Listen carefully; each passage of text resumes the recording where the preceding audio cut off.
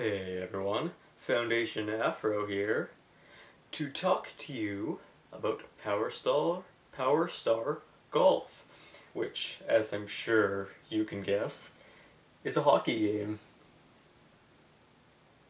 I'm just kidding, it's a golf game. Anyways, Powerstar Golf is an Xbox arcade game about, like I said, golf. I really like the feel to it. It's not like the traditional kind of sports game. It's more, I'd say it's even similar to Mario Kart in a way, just kind of the cartoony art style and how the golfers and the caddies each have a special power. So it's not just plain golf, it's golf kind of on steroids in a way. I don't know. But it's a really fun game. I got the demo a while ago and liked it, so I decided to buy it. There are a few problems I have with it. If you watched my videos before, you know I kind of have a problem pointing out problems. I don't know, I see more problems in games than I do good parts of them, it seems. One of them is the powers, like I mentioned. Each golfer and each caddy has kind of a little power that helps them do, like, play the game. But I kind of feel that, first of all, the powers aren't really strong enough, and you don't get enough uses. Like in 18 holes of golf, you can use each power about 4 times, which maybe seems like a lot. I'm not sure, depending on how you'd like to play. But when I see a game where you have kind of bonus powers like that, I want the powers to actually make a difference. Like, you can use these every single hole and get away with it, not just use them when you really, really need them. That's just me. I feel like it'd be more fun to just have the powers all the time, and then of course your opponents and such could use their powers all the time too, but that might just be me.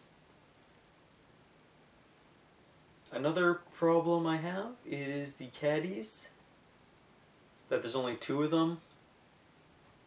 I feel kind of let down that there's about, I don't know, maybe 7 or 8 golfers you can play against, but only 2 caddies to help you. And then the golfers themselves, like I said, they have powers, but that's pretty much where it ends. Like, you choose, all your stats for golfing come from your clubs and not the golfers themselves. I don't really like that in games where you have all these different characters where they're basically the same. I mean, they have the powers, but like I said, you can't really use, like, that's the only reason you choose a certain golfer, except maybe some cheesy lines you'd like to hear them say, which they do have a lot of. It's one of those, like I said, it's one of those goofy, cartoony games, so there's lots of cheesy lines they say. One other problem is I don't believe, there's no local multiplayer, I don't believe. And I don't like the competitive multiplayer. You can't actually play against someone in real time, even over Xbox Live, which seems really strange. If you want to play multiplayer,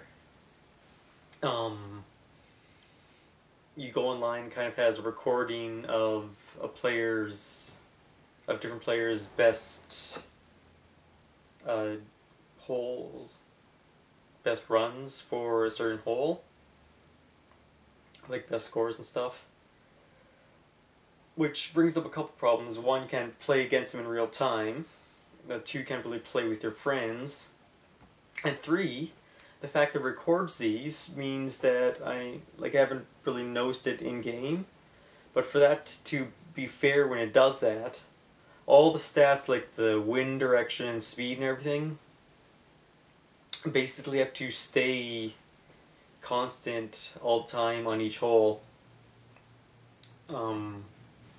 Which kind of decreases some replayability to the game, although there are quite a few holes, which is pretty nice. Now on to some good things. Like I said, all the cheesy lines and stuff are lots of fun. Difficulty, this is kind of a good or bad thing depending on how hard you like your games. It's actually a lot like Trials games in a way, where the premise is pretty easy, but some of the more difficult holes are really, really hard, and trying to unlock more characters by playing through the campaign is also very, very hard. So that's always, like I said in my Trials video, I like to unlock characters pretty quickly for the most part. At least have a good number of them. I mean, I have about 3 right now. I've been playing for a month, I think.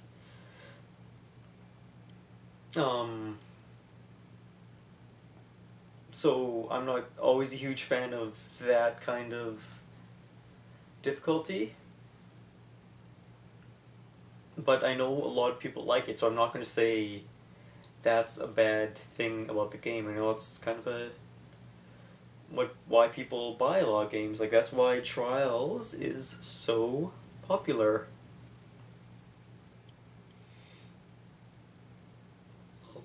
Like I said, there's lots and lots of holes. Some of them seem kind of similar, but I haven't really gotten tired of playing. I haven't been like, oh man, I have to play this hole again. So there's that. And